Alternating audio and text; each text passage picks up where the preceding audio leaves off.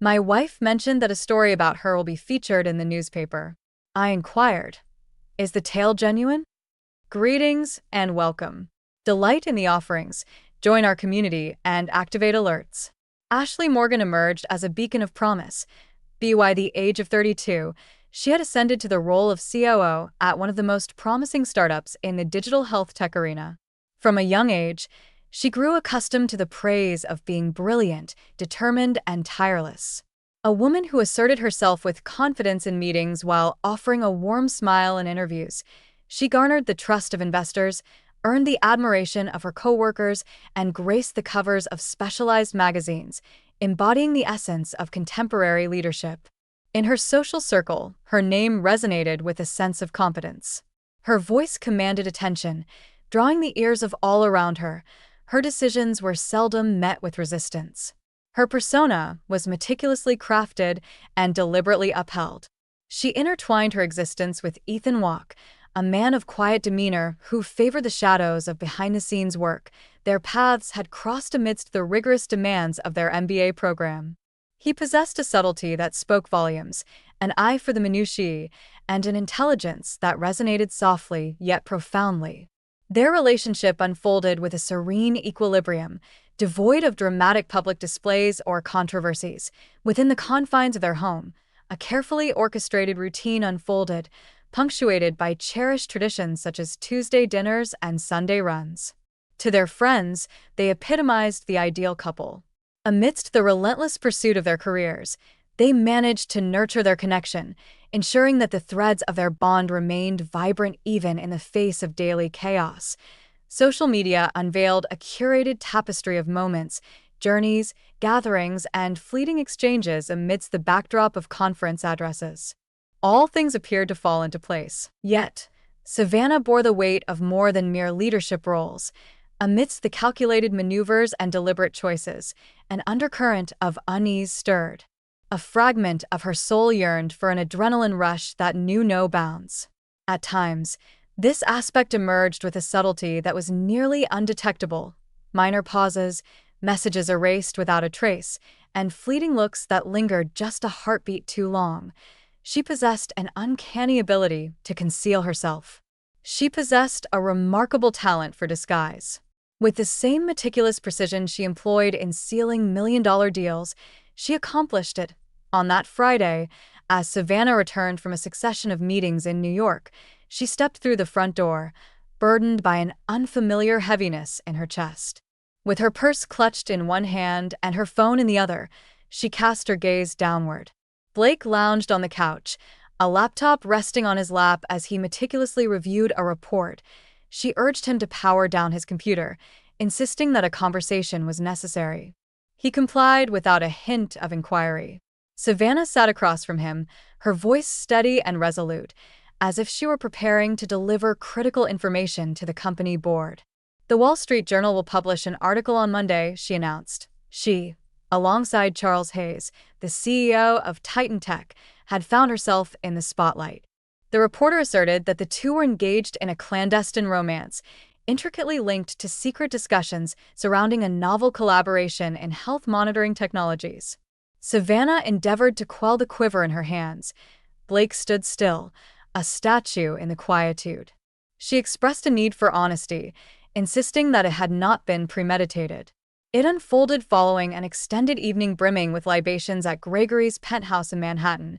What began as a simple discussion on system integration unexpectedly evolved into a tangible meeting. Her voice trembled as she attempted to justify, yet the words emerged devoid of life. She endeavored to keep her poise, yet a tumult within her was already unraveling.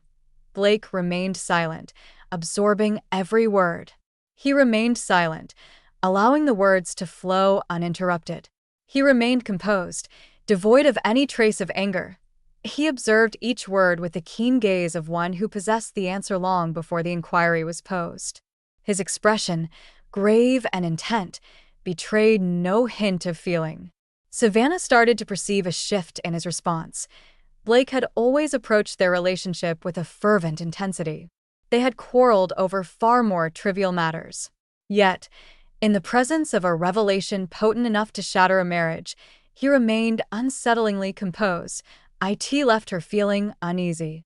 She extended her hand towards him, yet he withdrew, merely stating that it was time to depart from the house.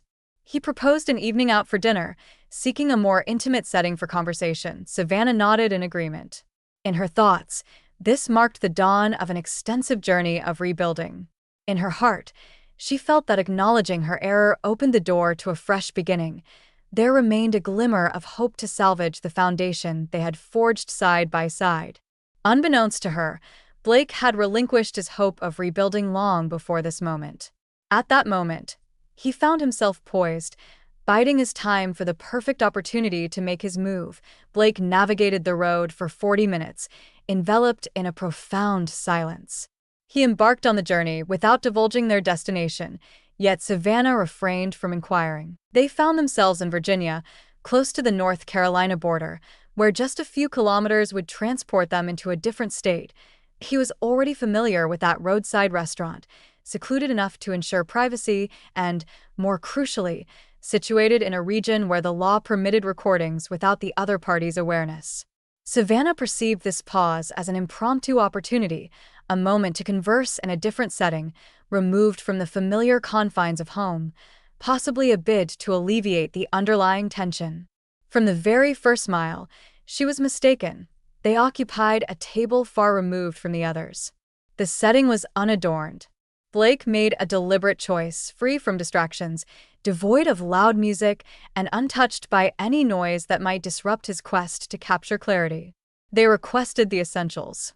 She toyed with the napkin in her grasp, searching for the right moment to start. She turned her gaze toward him and revealed that there was more she had to share. She believed that, since he was already aware of the affair with Langston, the most difficult part was behind them. Yet what ensued would shatter any illusion of restoration. She began to recount her experience with an actor she became entangled with at a conference in Los Angeles. She claimed it was fleeting, a hasty error, and that she never reached out to him again. She refrained from crafting intricate justifications. She recounted the events, straightforward and clear. Blake absorbed every word, allowing the speaker to unfold their thoughts without interruption. His eyes betrayed no hint of anger. It troubled her deeply. Thus, she pressed on. She recounted a fleeting romance with the former CFO of Visionary Corps, a connection forged through grueling work endeavors, which blossomed following an extensive restructuring phase within the company. She attempted to convey that it was a fleeting moment of vulnerability, devoid of emotion, yet acknowledged that this did not excuse her actions. She sensed the gravity of her own voice. Blake lifted the glass to his lips, savoring the coolness of the water, and remained quiet. His posture remained rigid, amplifying the discomfort that enveloped Savannah. With a deep breath, she unveiled the words she had never thought she would utter aloud. Throughout her college years, she found financial support by engaging in relationships with older businessmen as a sugar baby. She was bestowed with money, gifts, and trips. In exchange, they provided companionship, attention, and, in certain instances, something even deeper. She admitted her lack of pride in it, yet she also felt the weight of pretense, unwilling to continue acting as if it had never occurred. For years, she bore that secret, concealed beneath the luster of her role, the facade of a formidable and uplifting figure. She paused, inhaling softly between her words, as though anticipating a more profound response. A dissection, a charge, an eruption. Yet, Blake stood apart. He remained silent, his voice unraised, his inquiries absent. He stood before her, a figure shrouded in mystery, his presence hinting at a purpose she had yet to grasp. Thus, she inquired. She acknowledged the anticipation of anger, believing she was worthy of every biting remark he might choose to utter. Yet, his icy demeanor pierced deeper than any cry could. Blake responded with a serene assurance, suggesting that at times, silence carries a truth that words cannot convey, surpassing the impact of a verbal assault. She expressed a desire to reconstruct. Her intention was not to dismantle what they had built, but rather to seek a way to begin anew, grounded in honesty. She continued to hold on to the faith in what they had shared, despite the fact that they had wandered off course at times. She had transformed into someone new, yet the shadows of her past decisions lingered, ever present. Blake merely gazed at her and inquired whether it was feasible to begin anew devoid of respect. When love endures, it bears the scars of unspoken pain, hidden from view. Savannah found herself at a loss for words. In the interim, Blake's cell phone, subtly nestled within the confines of his jacket pocket, captured every utterance. As soon as they stepped beyond the threshold of their home, every moment began to be captured in an unyielding narrative.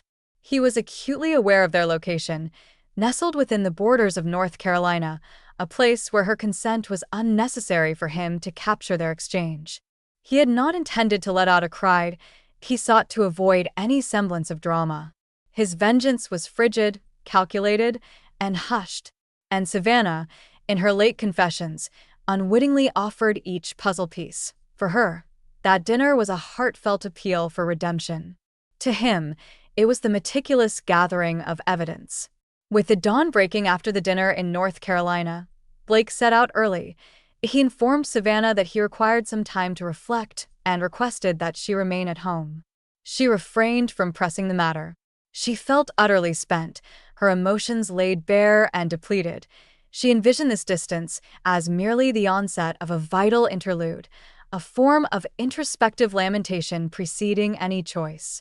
As she brewed the coffee, a flicker of hope lingered within her, however faint it may have been. Yet Blake was already steering his way toward downtown Washington, a flash drive nestled in his pocket, holding the complete recording from the night before. He arranged a meeting with Jason Ward, a journalist renowned for his meticulous approach and unwavering commitment to ethical investigative reporting. Elliot didn't pen rumors. He crafted realities. He shattered reputations with undeniable evidence. He was the one who unveiled the exaggerated expenses within prominent corporations. Upon receiving Blake's coded email, which hinted at publicly relevant recordings tied to a Titan Tech CEO, Elliot's response was swift. Within 5 minutes, he provided the details of the meeting's location and time. Blake navigated the streets, finding a spot to park 2 blocks from the cafe, and approached with a resolute demeanor. He approached Elliot with a nod, settled into his seat, and presented the device with a deliberate gesture. The reporter sat quietly, headphones plugged into his laptop, absorbing the sounds around him. Each word uttered by Savannah the night before crystallized into undeniable proof. This was not mere speculation. It is not a matter of conjecture. It unfolded as a revelation, complete with dates, names, and circumstances. It was precisely what Elliot required to dismantle a formidable public figure such as Charles Hayes, all while unearthing the concealed history of Ashley Morgan, one of Silicon Valley's most revered executives. Elliot took off the headphones and inquired whether Blake understood the implications of this action. Blake replied that he had already lost the woman he believed he understood. What he was imparting was nothing less than the unvarnished truth. And if it shattered a career constructed on deceit, so be it. He sought neither wealth nor recognition. He merely desired for the facade of public perception to cease, shielding the private actions that no one else would endure any longer. Elliot mentioned that he would have to confirm certain details, consult additional sources, construct a timeline, and ensure the publication's legal protection. Yet, he assured that the tale would unfold, and when it finally occurred, its effects would resonate across the nation. Savannah dedicated her day to the intricate task of reshaping her schedule. She called off 2 investor meetings and rearranged an interview she had agreed to weeks prior. Restlessness coursed through her, yet she clung to the hope that Blake's silence signified a moment of reflection. She even contemplated seeking the guidance of a couples therapist. She reached out to a friend, seeking suggestions. Within her thoughts, a potential route lingered, albeit contorted.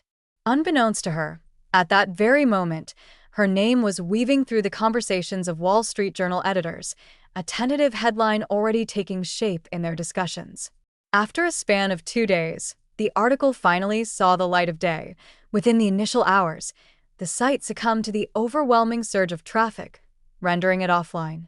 Upon its return, the name of Savannah graced the top line. The piece unveiled the essence of the recording through carefully transcribed excerpt. It was uncovered that Charles Hayes maintained personal connections with an executive who played a role in the strategic decisions at Visionary Core. The situation was fraught with ethical, commercial, and legal ramifications. Advisors convened urgent meetings. The stock market responded swiftly, witnessing declines in the shares of Visionary Core and Titan Tech. Savannah stirred from her slumber, her phone buzzing incessantly beside her. The initial call came from the head of communications of the company, the second, originating from the legal department. A third request has emerged, this time from a prominent investor seeking an official statement. Upon reading the article's headline, she felt her legs buckle beneath her. She lingered on the living room floor, lost in thought for several minutes. She began to peruse the comments on Twitter. Terms such as hypocrite, manipulator, and corporate shame surfaced with each new post. She attempted to reach Blake, yet the call failed to connect. A brief message arrived. "We need to talk." Silence echoed in the void. She battled the flames. Blake shut the truck door in the heart of rural Virginia and pressed on toward his cousin Ben's ranch in the southern reaches of the state. A sanctuary distant from turmoil, away from the clamor of the world, and removed from her presence. As he navigated the road, he immersed himself in podcasts discussing corporate ethics, seemingly seeking to unravel the complexities of the system that had consumed Savannah. As he arrived at the ranch, he switched off his phone, not from malice, but from a sense of relief. He devoted the night to tending to the horses and later shared a meal with Ben and his wife, carefully avoiding any mention of the scandal. It felt as though that tale had been abandoned along the path. It was as though Blake had abandoned not only Savannah but also the fragment of himself that still sought any form of justification. The recording transformed into undeniable evidence, the article morphed into sensational headlines, and Savannah's public life crumbled into ruins. Yet Blake refrained from celebrating. He was a solemn figure, acutely aware that no unveiled reality could restore the trust that had been irrevocably lost. It merely uncovers what countless individuals choose to overlook. For him, that sufficed. Savannah found herself ensnared in a lingering fog over the next few days. She barely slept, consumed food out of necessity, and responded to messages with terse phrases. The board of Visionary Core convened for an extraordinary meeting. This had transcended the bounds of a mere formal conversation. The atmosphere was thick with unspoken questions, as expressions hardened and gazes locked, revealing a mix of disillusionment and strategic contemplation. She endeavored to justify her stance with technical reasoning, asserting that her choices were consistently aligned with the company's strategy, devoid of any personal motives. However, the board members sought more than mere justifications. They sought clarifications regarding the public scrutiny, the harm inflicted on the company's standing, and the erosion of their narrative authority. A seasoned professional in the field wasted no time, stating plainly, "You provided our rivals with the tools they needed." The company found itself under increasing pressure from its shareholders. 2 expansion contracts have been put on hold. A European fund has declared the conclusion of its investment in the startup. The market responded with indifference. Global news outlets encapsulated the turmoil in a single phrase: "As the image crumbles, so too do the figures that accompany it." The communications team found themselves at a loss regarding what to unveil. Every official statement seemed feeble in the face of the overwhelming reaction. Savannah summoned a press conference, meticulously crafted her speech, and dedicated hours to perfecting it. As she ascended the makeshift stage, her gaze met that of the journalists, and in their eyes, she recognized the same silent judgment that had mirrored Blake's on that fateful night in the restaurant. Her words flowed for a span of 13 minutes. She refuted any claims of favoritism, emphasizing that personal relationships had no bearing on executive decisions. She acknowledged her missteps, yet endeavored to reclaim her path as a woman in entrepreneurship. As she concluded her thoughts, the journalists erupted with inquiries, and she understood that no response could ever truly suffice. The matter had transcended mere facts. It had transformed into an emblem. It marked the tragic unraveling of a woman who had, until that moment, embodied both competence and control. In a candid revelation, A former employee of the Visionary Corps captured a video in which she reflected on her observations of an atmosphere steeped in vanity and manipulation within the upper echelons of leadership. The video captured widespread attention. The image of Savannah became intertwined with a sense of arrogance. Even those who once stood by her side fell into silence. Charles Hayes made attempts to reach out to her, yet she turned him away. She realized at last that he was merely another fragment descending alongside her. The board of Titan Tech has placed Langston on a temporary suspension. He issued an open letter expressing his apologies to his wife, shareholders, and the public, yet he notably left out Savannah's name. She remained quiet. It dawned on her that, in his eyes, she held no more value than a fleeting moment. A safeguard for his personal honor. In recent weeks, Savannah discovered that the very momentum that had propelled her to the pinnacle was now entombing her beneath the weight of criticism, cancellations, and an unsettling silence. A new interim COO has been appointed by the company. With a deliberate motion, she relinquished her badge. She slipped out through the back door, casting no glance behind her. The volume of messages has diminished. Invitations disappeared. She endeavored to arrange meetings with former colleagues, yet most were preoccupied, journeying, or bound by unavoidable obligations. It was a loneliness that stemmed not from an absence of company, but from a profound absence of respect. Once held in high regard, she was now viewed through a lens of skepticism, as if the brilliance she exuded had merely cast illusions. In the stillness of a sleepless night, she crafted a slide presentation. A fresh endeavor, offering guidance to women entrepreneurs seeking to sidestep the pitfalls I encountered. She orchestrated mentorships focused on ethics, personal image, and navigating challenging decisions. She christened the endeavor Smart Restart. She shared it in the digital realm. During the initial days, responses were tepid. There were a few remarks laced with sarcasm, while others expressed a sense of curiosity. A former fintech executive expressed the sentiment that everyone is worthy of a second chance. Some were in favor. Some claimed it was merely another effort to polish her reputation. She understood that time was a necessary companion on this journey, yet she no longer anticipated complete acceptance. She yearned to fill the void with something meaningful. In the meantime, Blake distanced himself from social media, steering clear of the headlines. He dedicated countless days to Ben's ranch, tending to the horses, scrubbing the barns, and retiring early each night. He was rediscovering the essence of living in tranquility, unencumbered by burdens. One day, Ben inquired whether he felt a sense of vengeance fulfilled. Blake responded that vengeance was not his desire. He expressed that all he desired was the tranquility that comes from having the truth revealed.